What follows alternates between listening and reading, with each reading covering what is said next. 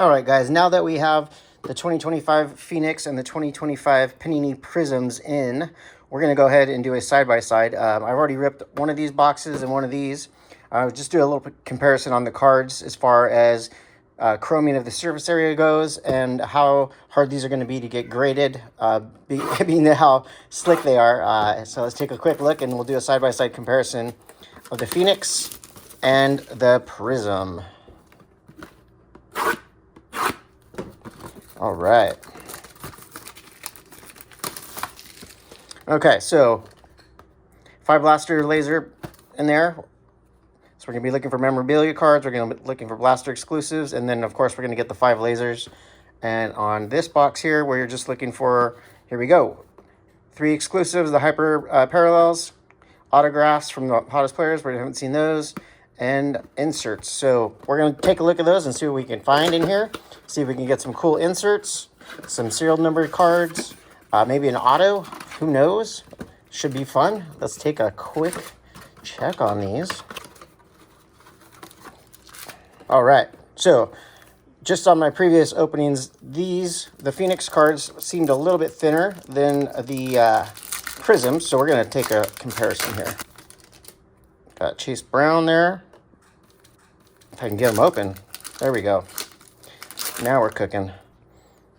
Okay, so let's go. Whoop, don't fall. Okay, so here we go.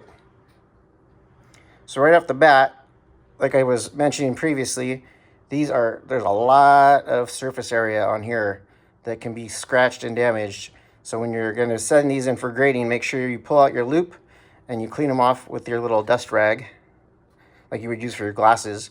And then same thing on these. These are gorgeous cards, but again, you can see how mirrored they are. You can see behind me, right?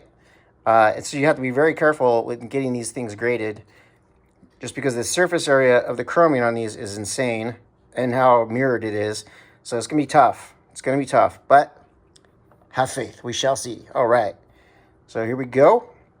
See again with this great mirroring. Lots of surface for scratches. All right, there's our nice little laser prism. Kid Reporter. I don't use these. I don't know if this is still valid, but if it is, here you go, guys. All right, and then our last one there, the Kenneth Walker. Okay, so those are pretty solid. Go back and check these. So this is a Prizm one. As you can see the Prizm right there. Boom. Great card. Again, the surface area on these is insane. I never really worried about the surface area too much until I sent in my last 2 batches, and I was having to check them pretty tight, make sure I wasn't sending anything flawed in there. And here we go with Chase Brown. Okay, so lots of edging there, lots of spaces for small scratches. So make sure you check those out. Be careful when you're sending them in. Make sure they're, legit. Get them checked. Check them for yourself.